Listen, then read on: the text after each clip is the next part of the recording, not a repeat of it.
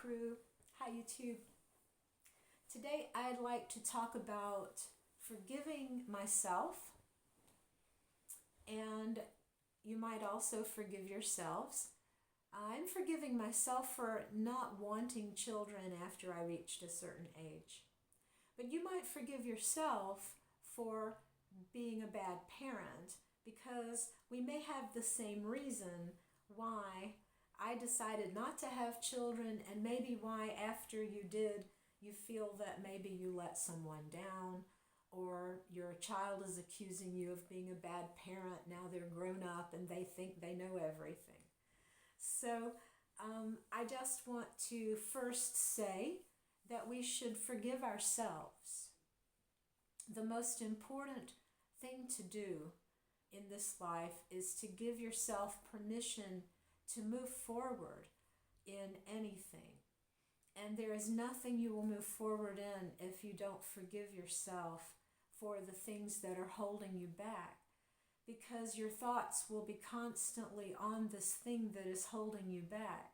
And you will not be able to project yourself forward to a positive time when something can be different or something can be wonderful. So, to talk about being a bad parent, I want to go back to something that I mentioned in another video that is called attachment styles. And you will find a lot on YouTube. It's not attachment styles, it's actually just attachment styles.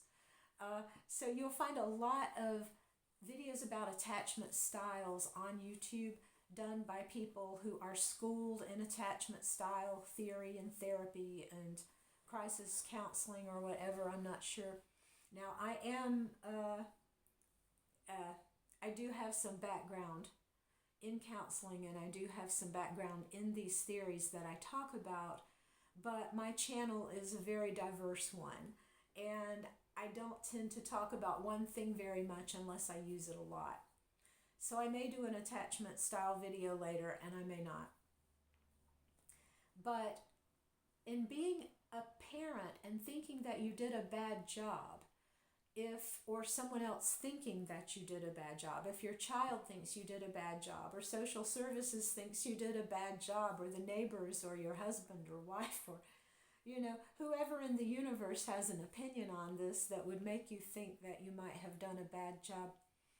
What I want to do is look at how these attachment styles can help us understand how this might have happened, and how moving out of that attachment style is the way that you can help your child understand what things may have happened between you, and how you can sort of educate your child not to carry a negative attachment style into their future.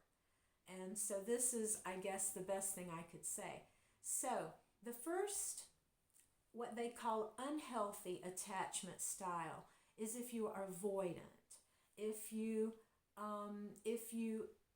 people are scary to you, or they make demands on you, or things, and you kind of run away from that.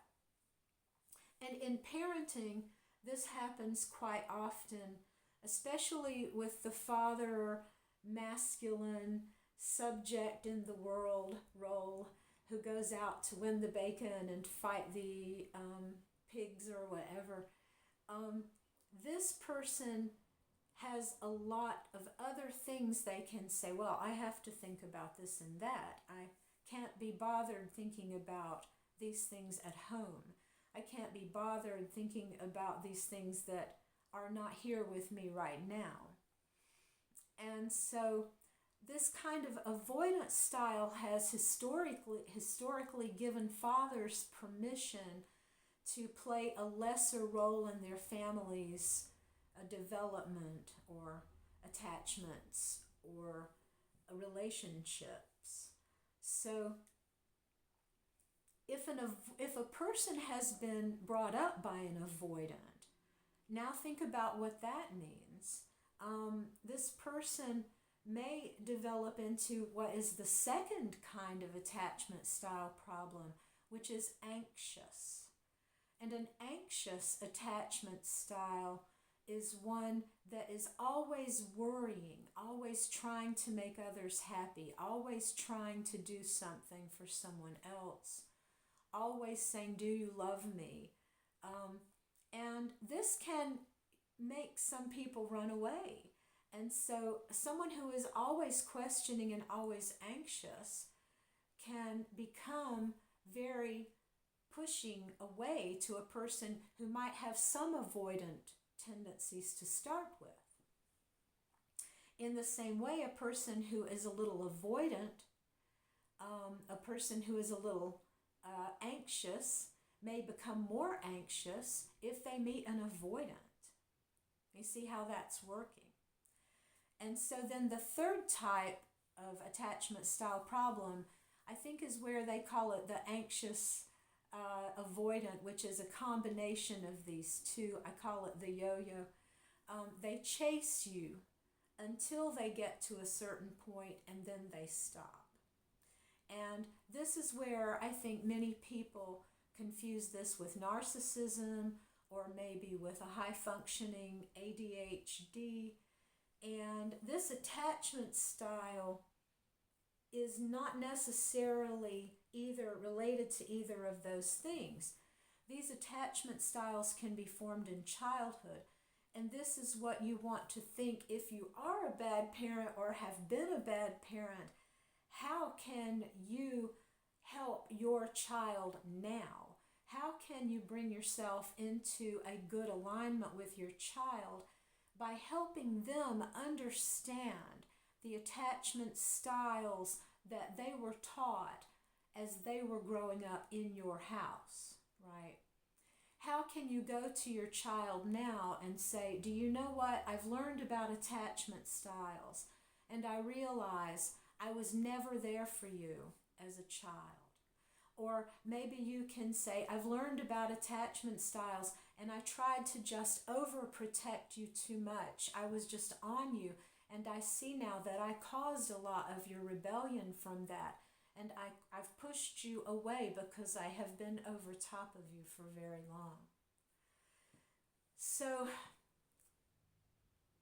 do yourself a favor, and if you have been a bad parent and you have a child now that has maybe suffered some because of your attachment style and the attachment style you and your co-parent created or co-parents created in the house, that might be something that you want to bring yourself into alignment with and make an apology. Now remember, if you're going to apologize, don't try to explain why beyond "this is how they brought me up and this was how I had developed my own attachment style."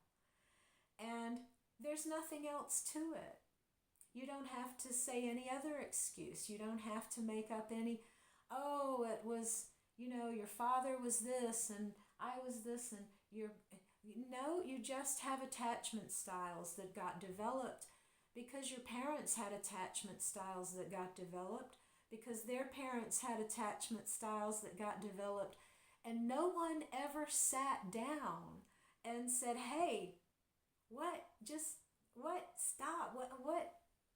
stop." So I hope that's the gift that you can give yourself, is moving on and forgiving yourself for whatever attachment style that you have or you've seen or that other people have brought out in you.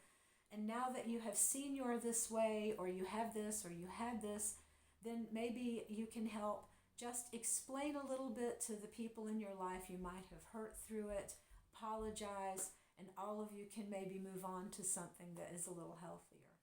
So I have one more of these to do tomorrow, and then I will probably start seeing you more on about a weekly basis or a bi-weekly basis. And take care of yourself, and peace out.